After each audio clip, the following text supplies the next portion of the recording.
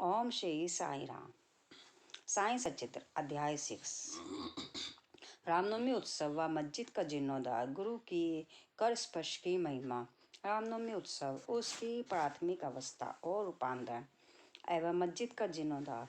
गुरु के कर स्पर्श के गुण। जब सदगुरु ही नाव की खवैया है तो वे निश्चय ही कुशलता तथा सरलता पूर्वक इस भवसागर के पार उतार देंगे। सदगुरु शब्द का उच्चारण करते ही मुझे श्री साईं की स्मृति आ रही है। ऐसा प्रतीत होता है मानो वे स्वयं मेरे सामने ही खड़े हैं और मेरे मस्तक पर उंगली लगा रहे हैं। देखो देखो, वे अब अपना वरद हस्त उठाकर मेरे मस्तक पर रख रहे हैं। अब मेरा हृदय आनंद से भर गया है, मेरे नेत्रों से प्रेमाश्रु बह रहे हैं। सदगुरु के कर स्पर्श की शक्ति महान आश्चर्यजनक है। लिंग सूक्ष्म शरीर जो संसार को भस्म करने वाली अग्नि से भी नष्ट किया जा सकता है, वह केवल गुरु के कर स्पर्श से ही पल भर में नष्ट हो जाता है। अनेक जन्मों के समस्त पाप नष्ट हो जाते हैं। ऐसे व्यक्ति जिन्हें धार्मिक और ईश्वरीय प्रसंगों में पूर्ण रुचि है, उनके भी मन स्थिर हो जाते हैं। श्री साईं बाबा के मनोहर रूप के दर्शन कर प्रफुल्लता से रुंध जाता है, आंखों से अश्रुधारा प्रभावित होने लगती है और जब हृदय भावनाओं से भर जाता है तब 16 भाव की जागृति होकर आत्मनुभव के आनंद का अभ्यास होने लगता है। मैं और तू का भेद देते भाव नष्ट हो जाता है और तत्क्षण ही भ्रम के साथ अभिन्नता प्राप्त हो जाती है। जब मैं धार्मिक ग्रंथों का पठन करता हूँ तो क्षण क्षण में सदगुरु की स्मृति हो आती है। बाबा राम या कृष्ण का रूप धारण कर मेरे सामने खड़े हो जाते हैं और स्वयं अपनी जीवन गाथा मुझे सुनाने लगते हैं। अर्थात जब मैं भागवत का श्रवण करता हूँ तब बाबा श्री कृष्ण का स्वरूप धारण कर लेते हैं और तब मुझे ऐसा प्रतीत होने लगता है कि वे ही भागवत या भक्तों के कल्याणार्थ उदय गीता सुना रहे हैं। जब कभी भी मैं किसी से वार्तालाप क्या करता हूँ तो मैं बाबा की कथाओं को ध्यान में लाता हूँ, जिससे उनका उपयुक्त अर्थ समझने में सफल हो सकूं। जब मैं लिखने के लिए बैठता हूँ तब एक शब्द या वाक्य की रचना भी नहीं कर पाता हूँ, परंतु जब वे स्वयं कृपा कर मुझसे लिखवाने लगते हैं तब फिर उसका कोई अंत नहीं होता। जब भक्तों में अहंकार की वृद्धि होने लगती है तो वे शक्ति प्रदान कर उसे अहंकार शून्य बनाकर अंतिम ध्येय की प्राप्ति करा देते हैं तथा उसे संतुष्ट कर अक्षय सुख का अधिकारी बना देते हैं। जो बाबा को नमन कर अनन्य भाव से उनकी शरण जाता है उसे फिर कोई साधना करने की आवश्यकता नहीं है। धर्म, अर्थ, काम और मोक्ष उसे सहज ही में प्राप्त हो जाते हैं। ईश्वर के पास पहुंचने के 4 मार्ग है: कर्म, ज्ञान, योग और भक्ति। इन सब में भक्ति मार्ग अधिक कठिन गड्ढों और खाइयों से परिपूर्ण है, परंतु यदि सदगुरु पर विश्वास कर गड्ढों और खाइयों से बचते और पदनकों कर्मन करते हुए सीधे अग्रसर होते जाओगे तो तुम अपने ध्येय अर्थात ईश्वर के समीप आसानी से पहुंच जाओगे। श्री साईं बाबा ने निश्चयात्मक स्वर में कहा है कि स्वयं भरा और उनकी विश्व उत्पत्ति, रक्षण और लय करने आदि की भिन्न भिन्न शक्तियों के पृथक तत्व में भी एक तत्व है। इसे ही ग्रंथकारों ने दर्शाया है। भक्तों के कल्याणार्थ श्री साईं बाबा ने स्वयं जिन वचनों से आश्वासन दिया था उनको नीचे उद्धृत किया जाता है: मेरे भक्तों के घर अन्न तथा वस्त्रों का कभी अभाव नहीं होगा। यह मेरा वैशिष्ट्य है कि जो मेरी भक्त मेरी शरण आ जाते हैं और अंतःकरण से मेरे उपासक हैं, उनके कल्याणार्थ मैं सदैव चिंतित रहता हूँ। कृष्ण भगवान ने भी गीता में यही समझाया है, इसीलिए भोजन तथा वस्त्र के लिए अधिक चिंता ना करो। यदि कुछ मांगने की ही अभिलाषा है तो ईश्वर को ही दिशा में मांगो। सांसारिक मान व उपाधियां त्याग कर इष्ट कृपा तथा अभयदान प्राप्त करो और उन्हीं के द्वारा सम्मानित हो। सांसारिक विभूतियों से कुपथगामी मत बनो, अपने इष्ट को दृढ़ता से पकड़े रहो। समस्त इंद्रियां और मन को ईश्वर चिंतन में प्रवृत्त रखो, किसी पदार्थ से आकर्षित ना हो। सदैव मेरे स्मरण में मन को लगाए रखो ताकि वह देह, संपत्ति एवं ऐश्वर्य की ओर प्रवृत्त ना हो। तब चित्त स्थिर, शांत व निर्भय हो जाएगा। इस प्रकार की मन स्थिति प्राप्त होना इस बात का प्रतीक है कि वह सुसंगति में है। यदि चित्त की चंचलता नष्ट ना हुई तो उसे एकाग्र नहीं किया जा सकता। बाबा के उपयुक्त शब्दों को देख कर ग्रंथकार शिरडी के रामनवमी उत्सव का वर्णन करता है। शिरडी में मनाए जाने वाले उत्सव में रामनवमी अधिक धूमधाम से मनाई जाती है। इस उत्सव का पूर्ण विवरण जैसे कि साईं लीला पत्रिका 1925 के पृष्ठ 197 पर प्रकाशित हुआ था, यहाँ संक्षेप में दिया जाता है। प्रारंभ। कोपर गांव में श्री गोपाल कुंड नाम के एक इंस्पेक्टर थे। वे बाबा के परम भक्त थे। उनकी 3 स्त्रियां थी, परंतु एक की भी संतान ना थी। श्री साईं बाबा की कृपा से उन्हें एक पुत्र रत्न की प्राप्ति हुई। इस हर्ष के उपलक्ष्य में सन 1897 में उन्हें विचार आया कि शिरडी में मेला अथवा उर्स भरवाना चाहिए। उन्होंने यह विचार शिरडी के अन्य भक्त तात्या पाटिल तथा दादा कोत्ते पाटिल और माधवराव के समक्ष विचारनाथ प्रकट किया। उन सभी को यह विचार अति रुचि का प्रतीत हुआ तथा उन्हें बाबा को की भी स्वीकृति और आश्वासन प्राप्त हो गया। उर्स भरने के लिए सरकारी आज्ञा आवश्यक थी, इसीलिए प्रार्थना पत्र कलेक्टर के पास भेजा गया, परंतु ग्राम कुलकर्णी पटवारी के आपत्ति उठाने के कारण स्वीकृति प्राप्त न हो सकी। परंतु बाबा का आश्वासन तो प्राप्त हो ही चुका था, अतः पुनः प्रयत्न करने पर स्वीकृति प्राप्त होगी। बाबा की अनुमति से रामनवमी के दिन उर्स भरना निश्चित हुआ। ऐसा प्रतीत होता है कि कुछ निष्कर्ष ध्यान में रखकर ही उन्होंने ऐसी आज्ञा दी कि अर्थात उर्स व रामनवमी के उत्सवों का एकीकरण तथा हिंदू मुस्लिम एकता, जो भविष्य की घटनाओं से ही स्पष्ट है कि यह ध्येयपूर्ण सफल हुआ। प्रथम बाधा तो किसी प्रकार हल हुई। अब द्वितीय कठिनाई जल के अभाव की उपस्थित हुई। शिरडी तो एक छोटा सा ग्राम था और पूर्व काल से ही वहाँ जल का अभाव बना रहता था। गांव में केवल 2 कुएं थे, जिनमें से एक तो प्राय सूख जाया करता था और दूसरे का पानी खारा था। बाबा ने उसमें फूल डालकर उसके खारे जल को मीठा बना दिया, लेकिन एक कुएं का जल कितने लोगों को पर्याप्त हो सकता था। इसलिए तात्या पाटिल ने बाहर से जल मंगवाने का प्रबंध किया। लकड़ी व बांसों की कच्ची दुकानें बनाई गई तथा कुश्तियों का भी आयोजन किया गया। गोपाल रावकुंड के एक मित्र दामू अन्ना आसार का अहमदनगर में रहते थे। वे भी संतानहीन होने के कारण दुखी थे। श्री साईं बाबा की कृपा से उन्हें भी पुत्र रतन की प्राप्ति हुई थी। श्री कुंड ने उनसे एक ध्वज देने को कहा। एक ध्वज जागीरदार श्री ज्ञानासाम चिन्मोहनकर ने भी दिया। ये दोनों ध्वज बड़े समारोह के साथ गांव में से निकाले गए और अंत में उन्हें मस्जिद, जिसे बाबा द्वारकामाई के नाम से पुकारते थे, उसके कोनों पर फहरा दिया गया। यह कार्यक्रम अभी भी पूर्ववत ही चल रहा है। चंदन समारोह। इस मेले में एक अन्य कार्यक्रम का भी श्री गणेश हुआ, जो चंदोत्सव के नाम से प्रसिद्ध है। यह कोरहल के एक मुस्लिम भक्त श्री अमीर शक्कर दलाल के मस्तिष्क की सूझ थी। प्राय इस प्रकार का उत्सव सिद्ध मुस्लिम संतों के सम्मान में ही किया जाता है। बहुत सा चंदन घिसकर और बहुत सी चंदन धूप थालियों में भर जाती है। ये तथा लोहपन जलाते हैं और अंत में उन्हें मस्जिद में पहुंचाकर जुलूस समाप्त हो जाता है। थालियों का चंदन और धूप नीम पर और मस्जिद की दीवारों पर डाल दिया जाता है। इस उत्सव का प्रबंध प्रथम 3 वर्षों तक श्री अमीर शक्कर ने किया और उनके पश्चात उनकी धर्मपत्नी ने किया। इस प्रकार हिंदुओं द्वारा ध्वज व मुसलमानों के द्वारा चंदन का जुलूस एक साथ चलने लगा और अभी तक उसी तरह चल रहा है। प्रबंध। रामनवमी का दिन श्री साईं बाबा के भक्तों को अत्यंत ही प्रिय और पवित्र है। कार्य करने के लिए बहुत से इसमें सेवक तैयार हो जाते थे और वे मेले के प्रबंध में सक्रिय भाग लेते थे। बाहर के समस्त कार्यों का भार तात्या पाटिल और भीतर के कार्यों का श्री साईं बाबा की एक परम भक्त महिला राधा कृष्णामाई संभालती थी। इस अवसर पर उनका निवास स्थान अतिथियों से परिपूर्ण रहता और उन्हें सब लोगों की आवश्यकताओं का भी ध्यान रखना पड़ता था। साथ ही मेले की समस्त आवश्यक वस्तुओं का भी प्रबंध करती थी। दूसरा कार्य जो वे स्वयं खुशी से क्या करती थी, वह था मस्जिद की सफाई करना, चूना पोतना आदि। मस्जिद की फर्श तथा दीवारें निरंतर धूनी जलने के कारण काली पड़ जा गई थी। जब रात्रि को बाबा चावड़ी में विश्राम करने जाते तब वह ये कार्य कर लिया करती थी। समस्त वस्तुएं धूमि सहित बाहर निकालनी पड़ती थी और सफाई व पुताई हो जाने के पश्चात पूर्व सजा दी जाती थी।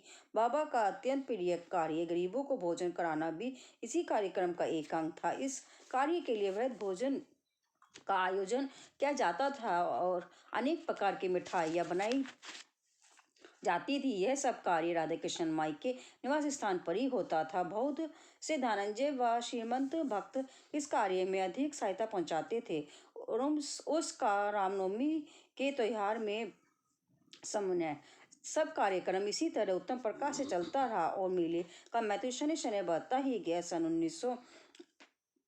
1911 में एक परिवर्तन हुआ। एक भक्त कृष्ण राव जोगेश्वर भी विश्वम श्री साईं सगुनोपासना के लेखक अमरावती के दादा साहब खपटे के साथ मेले के एक दिन पूर्व ही शिरडी के दीक्षित वारी में ठहरे। जब वे दालन में लौटे हुए विश्राम कर रहे थे तब उन्हें एक कल्पना सूझी। इसी समय श्री लक्ष्मण राव उपनाम काका महाजन ने पूजन सामग्री लेकर मस्जिद की ओर ही जा रहे थे। उन दोनों में विचार विनिमय होने लगा और उन्होंने सोचा कि शिरडी में उर्स व मेला ठीक रामनवमी के दिन ही भरता है। इसमें अवश्य ही कोई ढूंढ गुड़ रहस्य नहीं था। रामनवमी का दिन हिंदुओं का बहुत ही प्रिय होता है। कितना अच्छा हो कि यदि रामनवमी उत्सव अर्थात श्री राम का जन्म दिवस का भी श्री गणेश कर दिया जाए। काका महाजनी को यह विचार रुचिकर प्रतीत हुआ। अब मुख्य कठिनाई हरिदास के मिलने की थी जो इस शुभ अवसर पर कीर्तन व ईश्वर गुणानुवाद कर सके, परंतु विषम ने इस समस्या का हल कर दिया। उन्होंने कहा कि मेरा सर्वचित राम आख्यान जिसमें राम जन्म का वर्णन तैयार हो चुका है, मैं उसका ही कीर्तन करूंगा और तुम हारमोनियम पर साथ करना तथा राधा कृष्ण माई सुटवंडा सोट का शक्कर मिश्रित चूर्ण तैयार कर देंगे। तब वे दोनों शीघ्र ही बाबा की स्वीकृति प्राप्त करने हेतु मस्जिद को गए। बाबा तो अंतर्यामी थे, उन्हें तो सब ज्ञान था कि बारे में क्या क्या हो रहा है। बाबा ने महाजनी से प्रश्न किया कि वहाँ क्या चल रहा था। इस आकस्मिक प्रश्न से महाजनी घबरा गई और अपने शब्दों का भी बराय न समझ सकने के कारण वे स्तब्ध होकर खड़े रह गए। तब बाबा ने विषम से पूछा कि क्या बात है। विषम ने रामनवमी उत्सव मनाने का विचार बाबा के समक्ष प्रस्तुत किया तथा स्वीकृति देने की प्रार्थना की। बाबा ने भी सहर्ष अनुमति दे दी। सभी भक्त हर्षित हुए और राम जन्मोत्सव मनाने की तैयारी करने लगे। दूसरे दिन रंग बिरंगी झंडियों से मस्जिद सजा दी गई। श्रीमती राधा कृष्णा माई ने एक पालना लाकर बाबा के आसन के समक्ष रख दिया और फिर उत्सव प्रारंभ हो गया। विषम कीर्तन करने को खड़े हो गए और महाजनी हारमोनियम पर उनका साथ दे करने लगे। तभी बाबा ने महाजनी को बुलावा भेजा। यह महाजनी शंकित थी कि बाबा उत्सव मनाने की आज्ञा देंगी भी या नहीं, परंतु जब भी बाबा के समीप पहुंचे तो बाबा ने उनसे प्रश्न किया, ये सब क्या है, यह पालना क्यों रखा गया है। महाजनी ने बताया कि रामनवमी का कार्यक्रम प्रारंभ हो गया है और इसी कारण यहाँ पालना रखा गया है। बाबा ने निम्बर पे से 2 हाथ उठाए। उनमें से एक हाथ तो उन्होंने काका जी के गले में डाल दिया, दूसरा विषम के लिए भेज दिया। अब कीर्तन प्रारंभ हो गया था। कीर्तन समाप्त हुआ तब श्री राजा राम की उच्च स्वर में जय जयकार हुई। कीर्तन के स्थान पर गुलाल की वर्षा की गई। जब हर कोई प्रसन्नता से झूम रहा था तो तथा अचानक ही एक गजती हुई ध्वनि उनके कानों पर पड़ी। वस्तुतः जिस समय गुलाल की वर्षा हो रही थी उसमें से कुछ कण अनायास ही बाबा की आंख में चले गए। तब बाबा एकदम क्रुद्ध होकर उच्च स्वर में अपशब्द कहने व कोसने लगे। यह दृश्य देखकर सब लोग भयभीत होकर सिटपटाने लगे। बाबा के स्वभाव से भली भांति परिचित अंतरंग भक्त भला इन शब्दों का कब बुरा मानने वाले थे। बाबा के इन शब्दों तथा वाक्यों का उन्होंने आशीर्वाद ही समझा। उन्होंने सोचा कि आज राम का जन्मदिन है, अतः रावण का नाश, अहंकार एवं दुष्ट पर्वतीय रूपी राक्षसों के संहार के लिए बाबा को क्रोध उत्पन्न होना सर्वथा उचित ही है।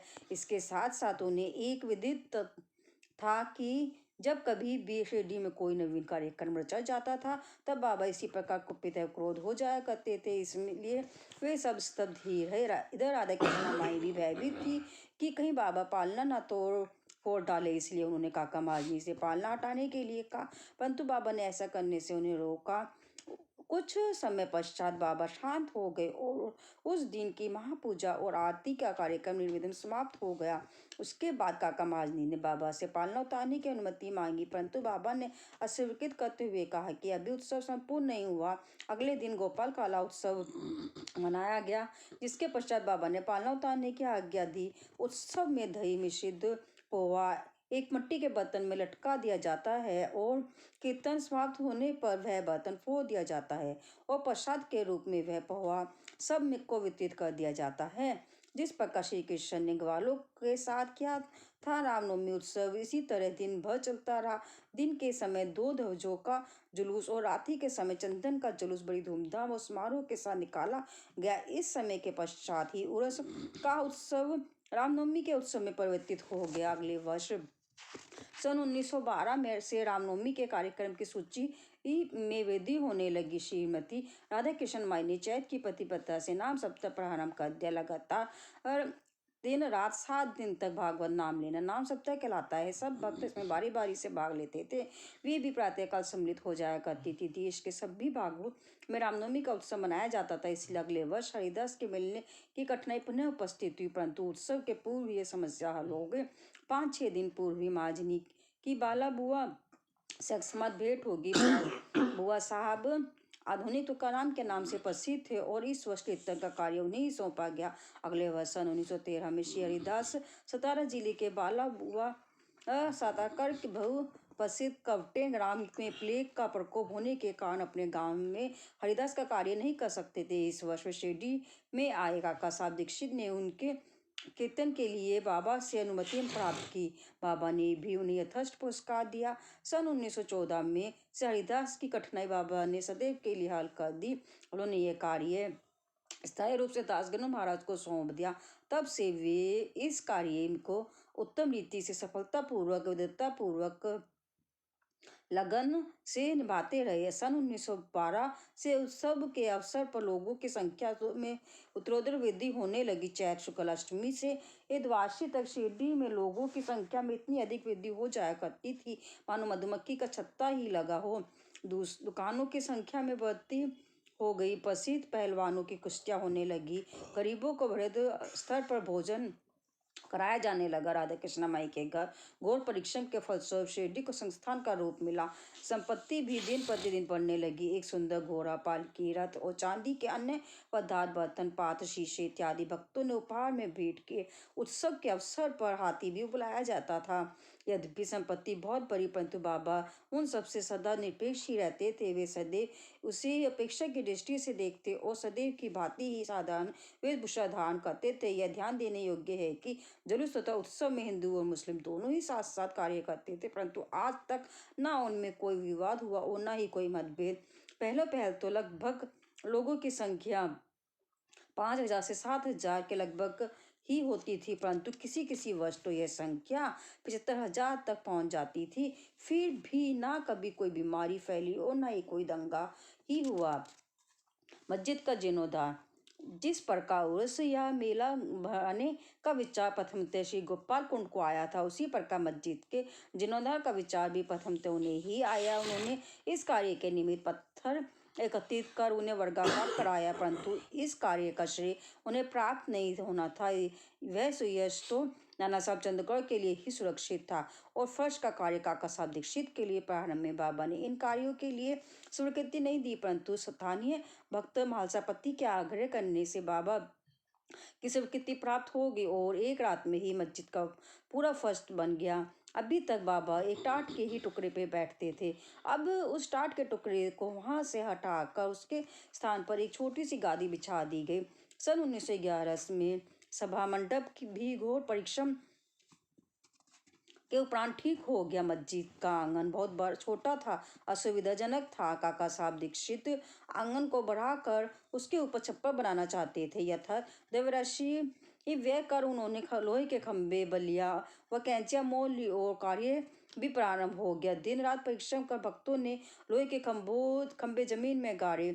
जब दूसरे दिन बाबा चावरी से लौटे, उन्होंने उन खंभों को उखाड़ कर फेंक दिया और अति क्रोधित हो गए। वे एक हाथ से खंभा पकड़कर उसे उखाड़ने लगे और दूसरे हाथ से उन्होंने तात्या का साफा उतार लिया और उसमें आग लगाकर गड्ढे में फेंक दिया। बाबा के नेत्र जलते हुए अंगारे के सदस्य लाल हो गए। किसी को भी उनकी ओर आंख उठाकर देखने का साहस नहीं होता था। सभी बुरी तरह भयभीत होकर विचलित होने लगे कि अब क्या होगा। भोगीजी शिंदे बाबा के एक कोरी भक्त कुछ साहस कर आगे बढ़े, पर बाबा ने उन्हें धक्का देकर पीछे ढकेल दिया। माधवराव की भी वही गति हुई। बाबा उनके ऊपर भी ईंट के ढेले फेंकने लगे। जो भी उन्हें शांत करने का गया उसकी वही दशा हुई। कुछ समय के पश्चात क्रोध शांत होने पर बाबा ने एक दुकानदार को बुलाया और एक जरीदार फेटा खरीद कर अपने हाथों से उसे तात्या के सिर पर बांधने लगे, जैसे उन्हें विशेष सम्मान दिया गया हो। यह विचित्र व्यवहार देखकर भक्तों को आश्चर्य हुआ। वे समझ नहीं पा रहे थे कि इस अज्ञात कारण से बाबा इतने क्रोधित हुए। उन्होंने तात्या को क्यों पीटा और तत्क्षण ही उनका क्रोध क्यों शांत हो गया। बाबा कभी कभी अति गंभीर तथा शांत मुद्रा में रहते थे और बड़े प्रेम पूर्वक वार्तालाप क्या करते थे, परंतु अनायास ही बिना किसी गोचर कारण के वे क्रोधित हो जाया करते थे। ऐसी अनेक घटनाएं देखने में आ चुकी हैं, परंतु मैं इसका निर्णय नहीं कर सकता कि उनमें से कौन सी लिखूं और कौन सी छोड़ूं। अतः जिस क्रम में याद आती जाएंगी उसी क्रम में उनका वर्णन किया जाएगा। अगले अध्याय में बाबा यवन है या हिंदू, इसका विवेचन किया जाएगा तथा उनके योग, साधन, शक्ति और अन्य विषयों पर भी विचार किया जाएगा। श्री सद्गुरु साईनाथ प्राण वस्तु शुभम भवंतु। सप्ताह परायण प्रथम विश्राम। ओम श्री साईनाथ।